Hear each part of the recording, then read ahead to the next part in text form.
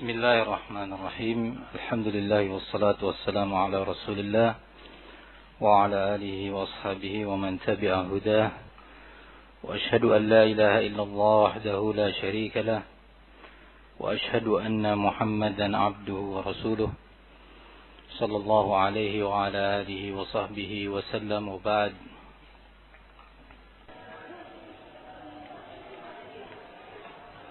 Pada malam hari ini kita akan menyebutkan jawaban tentang salah satu pertanyaan yang juga sering ditanyakan, yaitu tentang seorang yang sholat di belakang shaf sendiri, baik dia masbuk atau tidak masbuk. Seorang sholat di belakang shaf sendirian, tanpa ada temannya di kanan atau di kirinya. Nah, shaf, ya, sholat, tiba-tiba ada seorang berdiri sendiri di belakang shaf. Nah, apa ini hukumnya? Nah, kita akan menyebutkan beberapa fatwa ulama tentang masalah ini. Yang jelas, sebagian ulama menyatakan bahwa sholatnya tidak sah. Secara mutlak tidak sah. Sebagiannya merinci. Sebagian ulama merinci. Kalau dia berdiri sendiri di belakang shaf, ya, sholat dalam keadaan berdiri sendiri di belakang shaf tanpa ada kawannya, ya,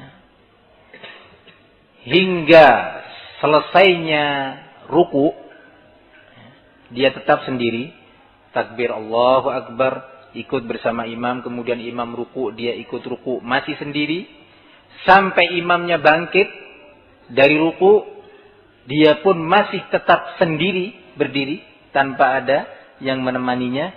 Sebagian ulama menyatakan yang seperti ini, sholat dia tidak sah. Nah, tetapi kalau masih nututi, masih mendapati, ya, seseorang yang menemani dia sebelum selesainya ruku, maka terhitung sholat dia masih sah. Ini pendapat. Pendapat kedua, bahwa tetap sholat dia tidak sah. Kenapa? Karena takbiratul ihram yang dia mulai sejak awal dia sholat, ya, dan dia berdiri sendiri di belakang shaf, itu terhitung rukun sholat, ya, takbiratul ihram, Allahu Akbar, dalam keadaan dia sendiri. Maka sejak itu pun sholat dia tidak sah. Ini pendapat kedua. Saya akan bacakan jawaban beberapa ulama beserta dalilnya. Di antaranya adalah jawaban Syekh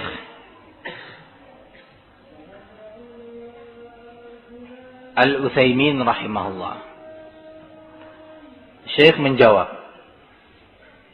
kata beliau, "Ra'yi fi hadha anna ar-rajula saffa wahdahu khalfa as-saff ma'a wujudi makanin lahu fi as-saffi alladhi amamahu fa salatuhu batilah." Pendapat saya dalam hal ini, bahwa seorang yang berdiri sendiri di belakang shaf, sementara shaf yang di depannya masih ada kelonggaran, masih ada lowongan, ya, tempat kosong untuk dia ikut bersama shaf yang di depannya, maka sholat dia batil. Kalau dia melakukan hal itu, masih ada tempat kosong di shaf yang di depannya, tetapi dia berdiri sendiri di belakang, nggak mau masuk ke tempat yang kosong itu, maka sholat dia batil, tidak sah. La siyama idza rafa'a minar ruku'. Lebih-lebih kalau hal itu terjadi sampai dia mengangkat kepalanya dari ruku', berdiri dari ruku'. Nah, masih dalam kondisi sendiri. qabla an yadkhul ma'ahu ahad, sebelum adanya orang lain yang berdiri bersamanya, maka salatnya tidak sah, lebih-lebih tidak sah kata beliau. Fa in dakhala ma'ahu ahadun qabla an yarfa' min ar-ruku', namun apabila ada seorang makmum lainnya yang berdiri bersama dia di shaf terbelakang tadi, menemani dia sebelum dia berdiri dari ruku' atau bangkit dari ruku'nya, faqad sahhaha ba'du ahli ilmi salatahu. Sebagian ulama menganggap sah salat orang tersebut. Ya. Di sana ada tempat lowong masih, ya. Tempat kosong. Mestinya dia masuk, ternyata dia tidak masuk, tidak melengkapi tempat tersebut. Salat sendirian. Nah, kalau ada orang lain menemani dia sebelum selesainya ruku, sebelum bangkitnya dia bersama imam dari ruku, maka sebagian ulama masih menganggap sah salatnya orang tersebut. Sebagian ulama. Wa qala inna hadzal rajul adraka jami' as-shalah ma'a ar-rajul al-akhar alladhi saffa fatasihhu salatuhu, lakin kemudian Syekh bicara selanjutnya, kata beliau, apa hujahnya sebagian ulama tentang hal ini? Kalau masih mendapati ruku'nya dalam keadaan ada orang lain yang bersamanya, dianggap sah karena dalam kondisi ini dia masih mendapati sholat atau rakaat tersebut dalam kondisi dia sudah ditemani. Dalam kondisi dia sudah tidak sendiri lagi. Nah, maka dalam kondisi seperti ini sah sholat dia. Nah, ini pendapat sebagian ulama. Kemudian Syekh Al-Utsaimin menyatakan, lakin man nazara ila hadis, namun barang siapa yang melihat, memandang kepada hadis, la salata li munfaridin khalfas shaf, la salata li munfaridi khalfas shaf, tidak ada salat, nafi di sini nafi sihah, tidak ada salat yang sah bagi seorang munfarid yang melakukan sholatnya sendiri di belakang shaf.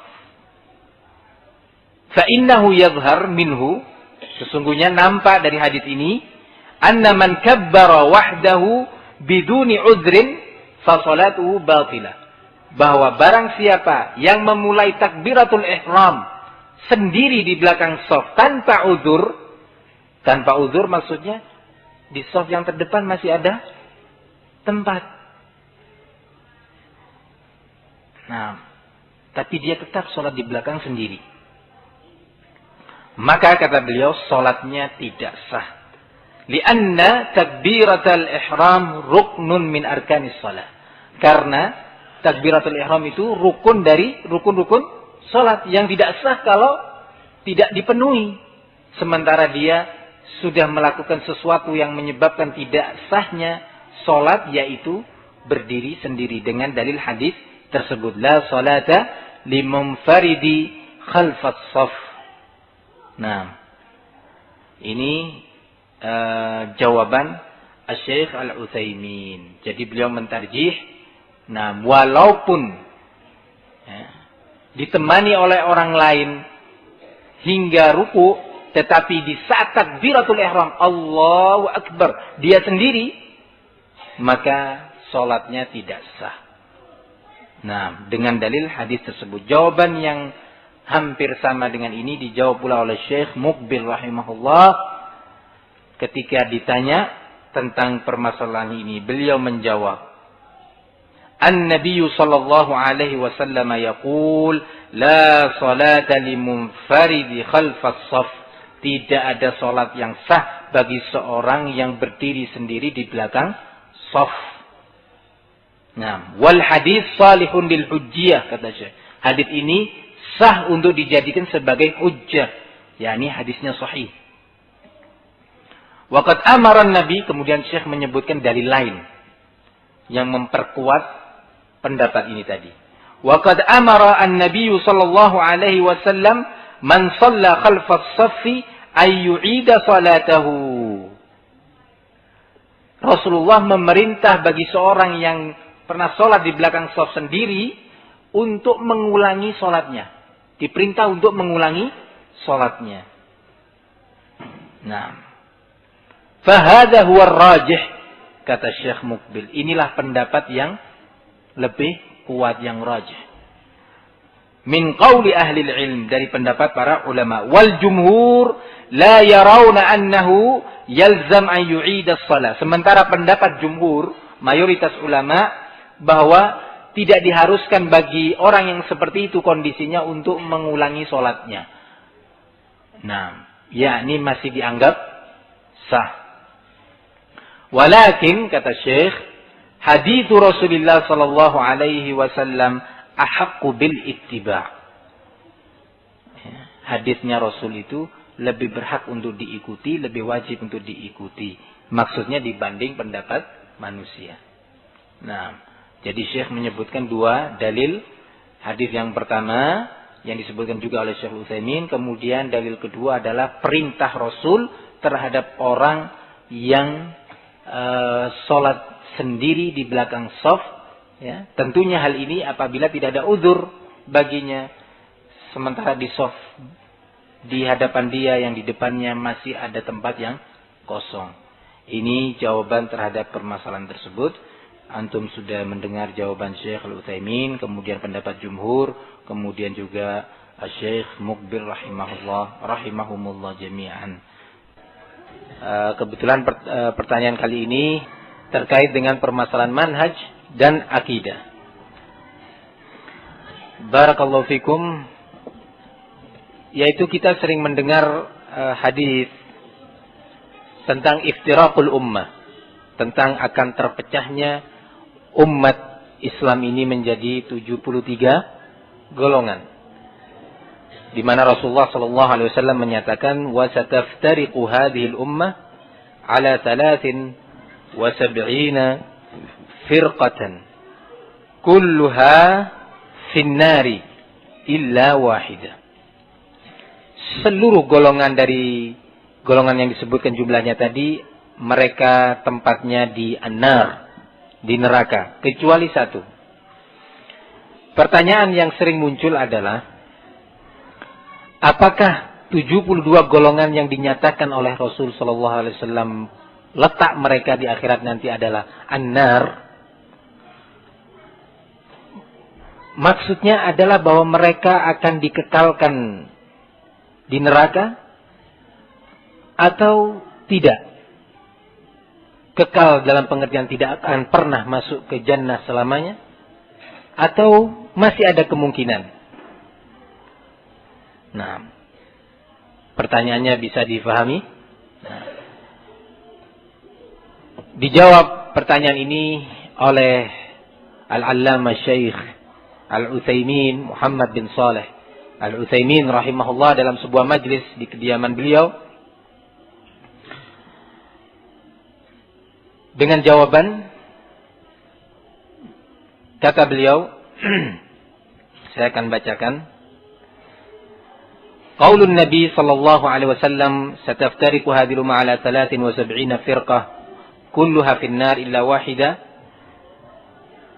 Hadis ini, kata beliau, la ya'ni annaha kulluha atau annaha kullaha khalidatun fin nar.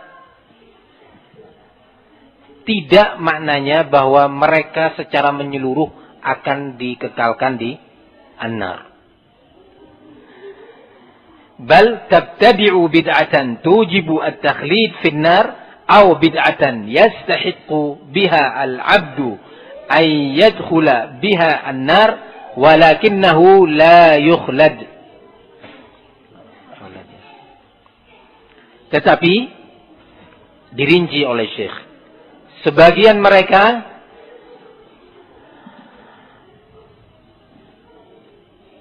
melakukan bid'ah yang menyebabkan dia dikekalkan di neraka, namun sebagian yang lainnya melakukan bid'ah yang menyelisihi al-haq, menyelisihi al-firqah an-najiyah, tetapi bid'ahnya tidak mengharuskan dia untuk kekal di neraka. Walakinnahu la yukhlad fiha. Dengan bid'ah yang jenis kedua ini tidak dikekalkan di neraka.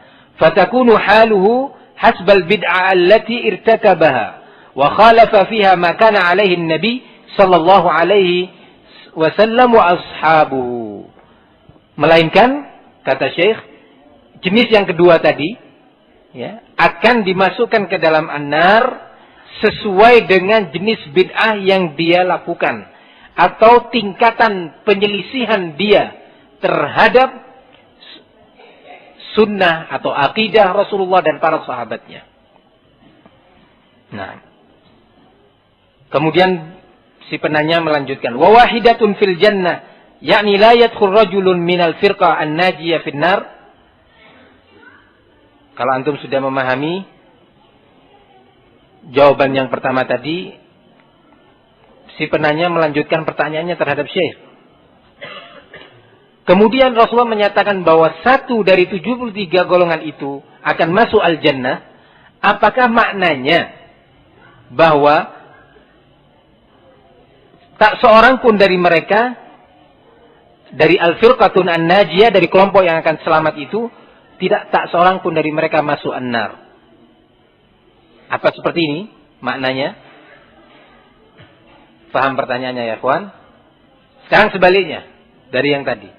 Kalau dinyatakan 72 golongan itu letaknya di dalam neraka, apakah maksudnya mereka dikekalkan di neraka? Jawabannya adalah dirinci.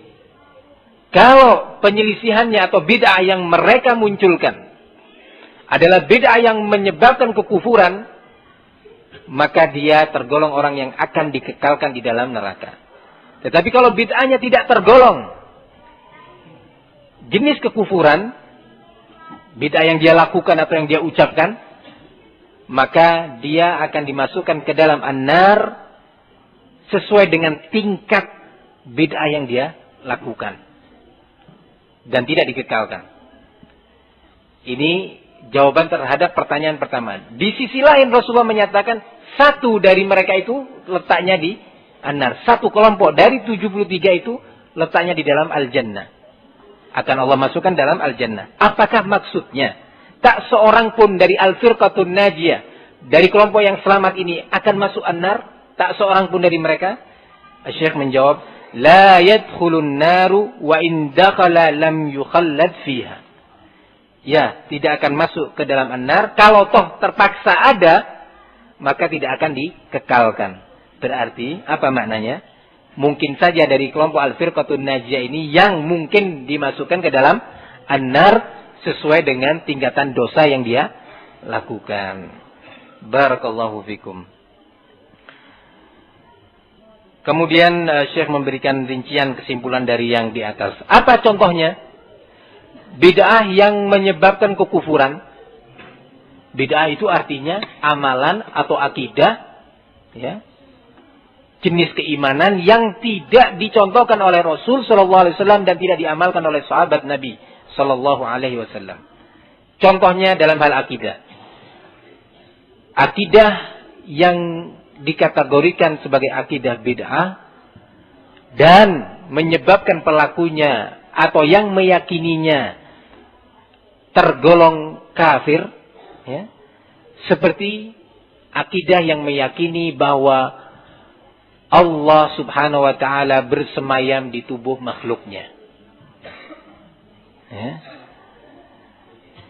Seperti keyakinan beberapa tarekat-tarekat tasawuf. Ini termasuk akidah yang menyebabkan kekufuran. Nah. Kemudian diantaranya adalah akidah yang menyatakan bahwa seseorang jika sampai kepada martabat tertentu, tingkatan tertentu, ya, tingkatan ma'rifah, maka telah gugur syariat darinya. Khamr tidak lagi menjadi haram, bahkan telah menjadi halal untuknya boleh, karena dia sudah sampai pada maqam ma'rifah. Nah, dan seterusnya dari perkara yang diharamkan oleh Allah. Ini termasuk akidah yang menyebabkan kekufuran. Dan beberapa akidah-akidah yang lainnya seperti akidah Syiah Rafidhah. Ya, Syiah Rafidhah. Nah, yang sudah pernah kita singgung dalam majlis-majlis kita. Maka yang melakukan akidah seperti ini dari 72 golongan tersebut, dia akan masuk an-nar dan dikekalkan dalamnya. Tetapi kalau tingkatan bid'ahnya tidak sampai pada tingkatan kekufuran. Ya. Misalnya apa? Banyak. Beberapa bentuk zikir, ya, yang bid'ah, barakallahu fikum, atau beberapa bentuk akidah yang bid'ah tetapi tidak sampai pada tingkat kekufuran. Maka hal ini tidak mengharuskan pelakunya untuk dikekalkan di an-nar. Ini jawaban beliau, wallahu taala alam bisawab.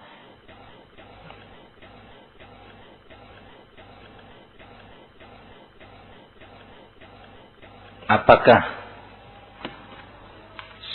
seorang wanita yang keguguran bayi pada umur 2 bulan atau kurang dari itu, si bayi disolatkan sebagaimana solat jenazah, atau si bayi juga dimakamkan di pekuburan muslimin, pemakaman muslimin, atau tidak harus, artinya boleh di selain pemakaman. Dan yang ketiga, apakah juga diberlakukan akikah untuknya? Seorang wanita keguguran, dan ini sering terjadi pada umur 2 bulan, ya, atau kurang sedikit atau lebih sedikit. Nah, ini pertanyaannya. Lalu bagaimana kalau kegugurannya itu lebih dari umur 3 bulan? Lebih dari 2 bulan, ya, atau 3 bulan? Apakah berlaku hukum akikah juga? Dan disolatkan jenazahnya? Ini pertanyaan yang sering muncul.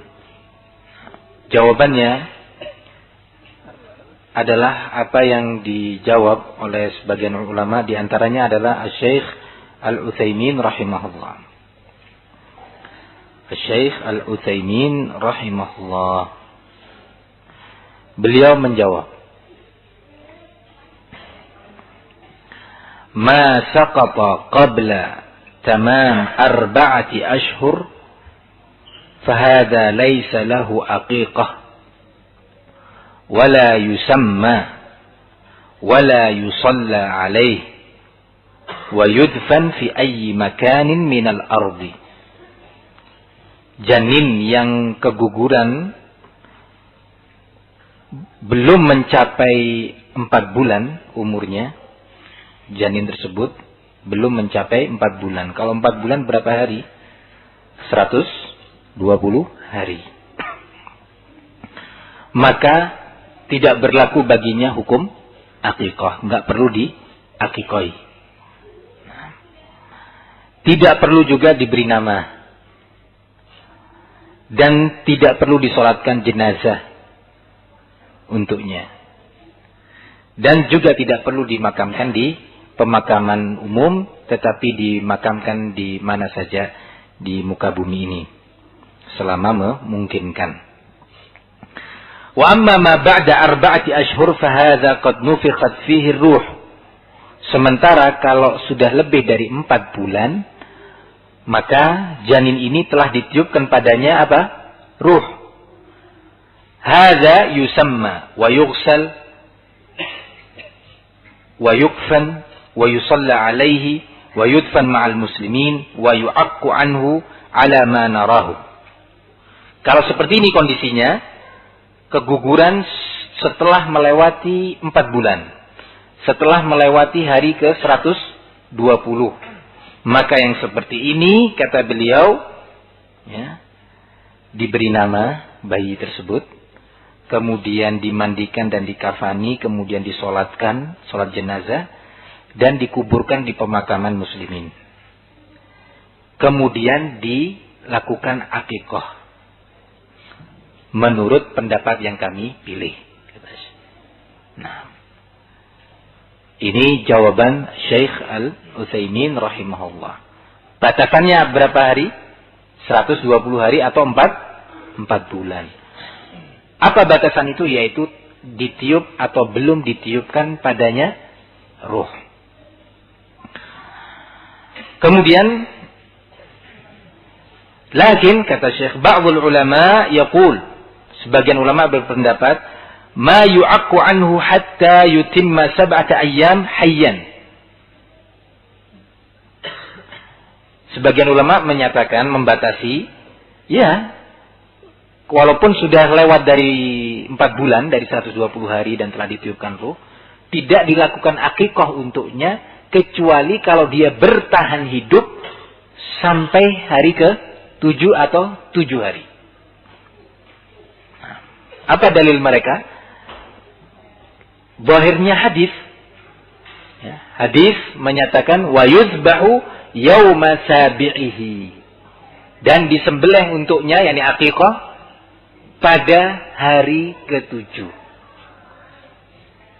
Lah kalau nggak sampai pada hari ke-7, hari ke-6 sudah meninggal dunia, hari ke-5 dia sudah meninggal dunia, maka menurut pendapat sebagian ulama tidak perlu diakikahi.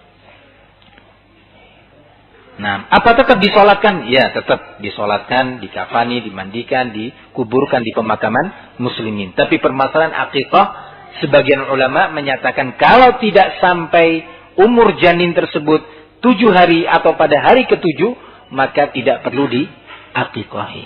Karena akikah itu disyariatkan pada hari ke-7 di saat umur janin telah sampai pada hari tersebut. Nah, kemudian Syekh melanjutkan tarjih beliau, lakin as-sahih, tetapi pendapat yang lebih sah, yang lebih kuat, annahu yu'aq anhu li'annahu sawfa yub'atu yawmal qiyamah wa yakunu syafi'an liwalidayhi. Tapi pendapat yang lebih kuat adalah tetap dilakukan akikah walaupun belum sampai pada hari ke-7, walaupun umurnya belum menginjak hari ke-7. Kenapa? Karena si janin ini akan dibangkitkan di hari kiamat sebagai salah satu pemberi syafaat dengan izin Allah untuk kedua orang tuanya. Ini jawaban beliau. Wah, antum silahkan pilih mana pendapat yang lebih baik. Apakah akan diakikahi jika tidak sampai pada hari ke-7? Ya, jika janin tersebut umurnya tidak sampai pada hari ke-7. Nah, tetapi kalau sudah lewat dari hari ke-7, maka tetap dilakukan apa? Akikah, diberi nama dan disolatkan atau dikuburkan di pemakaman muslimin. Ini jawabannya.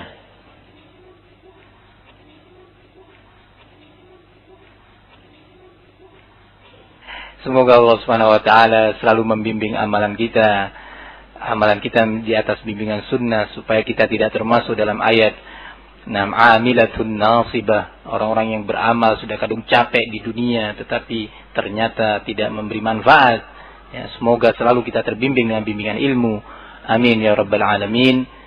Wa sallallahu wasallam wa barak ala nabiyyina Muhammad wa ala alihi wa sahbihi wasallam. Walhamdulillahi rabbil alamin.